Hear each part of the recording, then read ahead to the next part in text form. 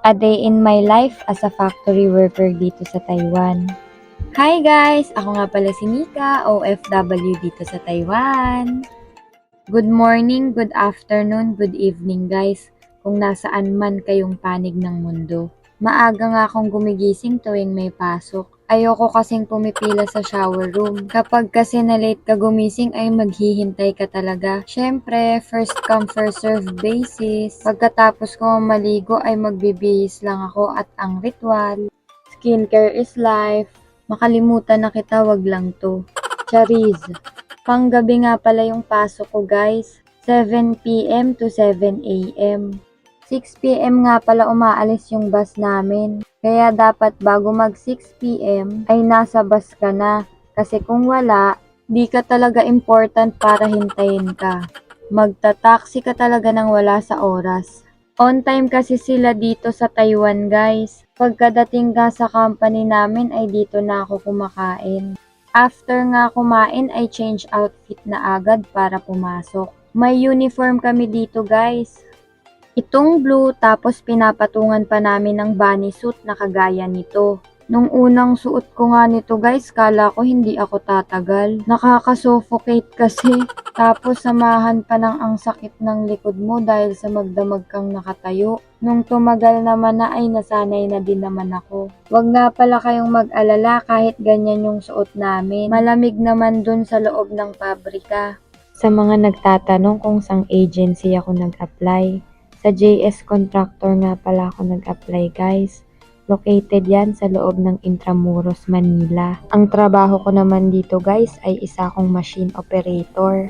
3 years nga pala yung mga kontrata ng factory worker dito sa Taiwan. Renewable din yung kontrata up to 12 years. Kaya marami-rami ka ding maiipon at marami-rami ka ding maipupundar.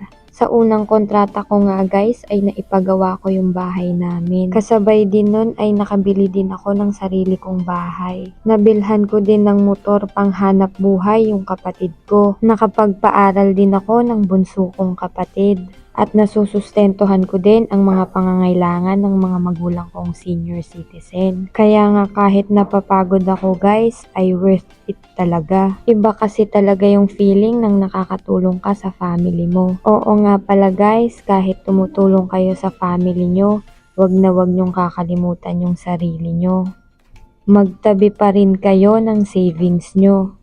Hindi ko sinasabi to para ipagmayabang sa inyo. Sinasabi ko to para ma-inspire kayo. Hindi madali ang buhay guys. At bago ko makuha yung mga yan ay ang dami-dami ko munang pinagdaanan.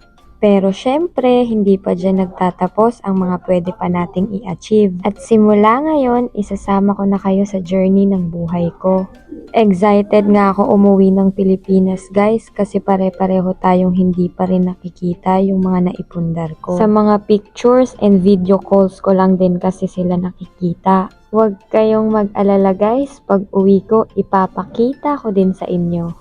Break time ko na nga pala dito guys. 2 beses pala kami nagbe-break time. Isang 12 midnight at saka isang 4 a.m. Pagkatapos nga namin kumain ay pumapasok agad kami ulit sa loob para magtrabaho at maghintay ng uwian. Ito talaga yung pinakamasayang moment, yung uwian. Kasi magkikita-kita na naman kami ng mga marites. Kala mo talaga hindi nagkikita sa loob eh. Sorry na guys sa itsura ng 12 hours na duty. Di talaga nakakaganda. Ubus na energy ko guys. Pag uwi ko nga ng dorm, kinakausap ko lang yung family ko tapos wash din tulog na agad. Oh, kaya ba maging factory worker? Kaya yan. Ako nga nakayanan ko eh. Yun lang guys. Good night. Ingat. Thank you for watching. Be positive in life and always choose to be happy.